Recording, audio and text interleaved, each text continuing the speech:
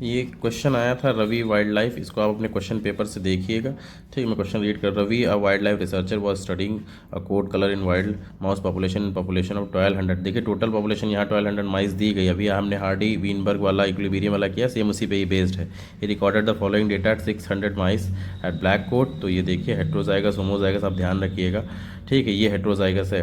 120 mice with white coat. ठीक है, अब इसके बाद कह रहा है calculate the frequency of mice with heterozygous coat colour, name the principle. तो हार्डी वीनबर्ग प्रिंसिपल है। ठीक है, उसके बाद कह रहा है इन नेक्स्ट जनरेशन कितना होगा, तो आइए देख लेते हैं, कैलकुलेट कर लेते हैं। कोट कितना होगा, तो बहुत ही सिंपल है।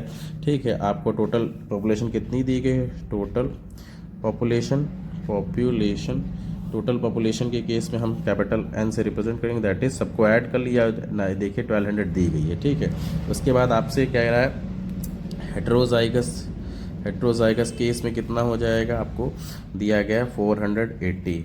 तो अब आपको इसकी वैल्यू निकालनी है। तो 80 के केस में अगर आप वैल्यू निकालेंगे तो ये कैपिटल भी स्मॉल भी यही हेट्रोजाइगस है।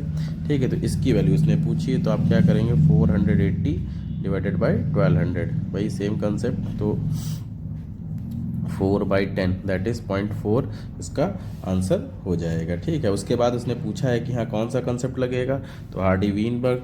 और थर्ड वाले में कह रहा है कि क्या पॉसिबल हो पॉपुलेशन हो जाएगी, तो उसमें आप जेनेटिक ड्रिफ्ट का फॉर्मूला लगाएंगे तो आपको पता चल जाएगा कि कितनी जो है निकल के आएगी। तो जेनेटिक ड्रिफ्ट ही उसका आंसर है। तो यहाँ तक आपके सारे न्यूमेरिकल्स हो चुके हैं। ठीक है, छोटे मोटे सब उसी प्रिंसिपल जो मैंने बताया उन्हीं प्रिंसिपल पे बेस्ड है। आप उनकी खुद से प्रैक्टिस करिए। अगर कोई डाउट है तो आज से कल में आप क्लियर कर सकते हैं।